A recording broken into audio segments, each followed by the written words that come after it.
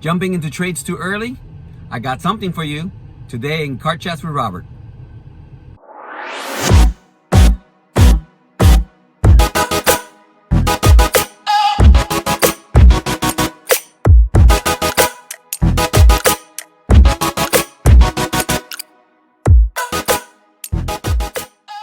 Hi guys, this is Robert Rivera with Rivera Trading Group in association with Trading Academy. And today I want to talk about impulsivity. You know, one of the things that really challenges a lot of new traders, even seasoned traders, jumping into trades too early. You know, you're expecting it to break the trend line, you're expecting it to break out of consolidation, and you jump in because it looks like it's breaking out, right? And then you find yourself in horrible drawdown as the thing goes back on you, reverses on you, and goes the other way. You know, one of the things that I have shared with my students is don't take the first breakout. Never take the first breakout attempt. I guess that's how I should say it. Can we miss out on a trade if it breaks out without us? Yes. But here's the thing.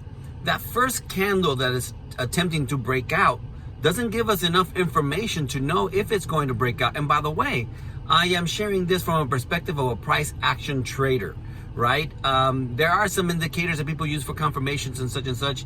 If you have been using them, you know that they don't always work. And in fact, they may give you false information. An indicator might show you that it is oversold, and yet it doesn't break to the top, you know, or it breaks to the top 5 hours later. You know, in the meantime, you've had to endure all this drawdown, and perhaps you closed the trade because you were so too far in drawdown. You know, so what I've taught my students is don't take the first attempt at breakout because you don't have enough information. The subsequent candles are going to give you the information that you're looking for to know if this is going to be a true breakout or not. You know, if the first attempt breaks out, gives you a wick, fakes out, and comes back in, for example, how far deep does it go? Does it retrace to any kind of level of support, a moving average perhaps, or structure, and stops there and then reverses and goes back up? That could be an indication that we're actually going to buy, for example. Or does it break down below structure, below perhaps the moving averages that you use? At Trading Academy, we have a great 50 moving average strategy that Jay uses and teaches, and we use that quite effectively. So for example, that's something that we use. And so if it reverses on you, let's say for example, again, you're not even on a trade yet, because again, we're not going to assume that you're in trade, because I'm telling you that what you should be looking as a new trader is information, right? You want to get information. You don't want to jump in on a trade right as it's trying to break out, because you don't have yet enough information if it's going to break out, especially if price has been going up, right? Perhaps it's already extended. Perhaps the 4 hour already showing you that it is fully grown, like Jay talks about. Then we should have a little more caution in taking that. But anyway, the first attempt doesn't give you enough information. It is the subsequent candles that speak to you about whether it is going to break out or not. And so my counsel to new traders is never take the first attempt at breakout. Secondly, what is the currency strength indicator telling you? What is the strength of the pairs? You know, what is the time of the night in which you are trading? Those are a couple different things. You know, what is the strength of the pair? What is it showing you as it's attempting to break out? Also, what time of the night it is. For me, that's hugely important. I've noticed a lot of like 2 hours before the London opens, there's usually movement. And usually it is the opposite direction of what's going to happen during the London. That's one of the things I've seen. You know, for those of you who aren't traders, there's a tip.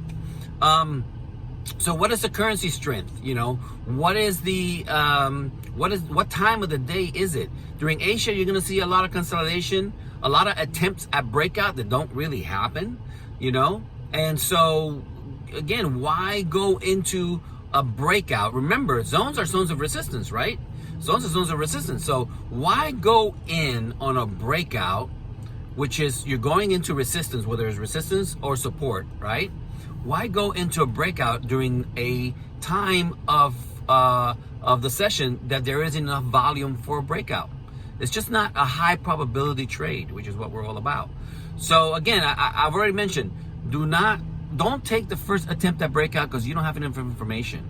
What is the currency pairs telling you, and what is the time, of the session that you are in, to make sure that you have enough volume for breakout. That may be enough. I may be telling you already too much. Like Jay says, I'm giving you the secrets, and this is usually kept for our students. So I'm gonna leave it at that. But I'm gonna encourage you, like I've heard other people say, sit on your hands if you have to.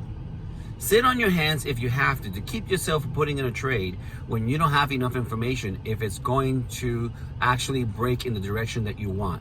That first attempt usually does not give you enough information, all right? The subsequent candles will. The way that the candles move and the price action following that first attempt is going to tell you quite a bit of information. Again, this is Robert Rivera with the Rivera Trading Group in association with Trend Trading Academy, and I hope that you found this informative. If you do like the information that you're receiving, please like, comment, and subscribe. Take care. God bless you.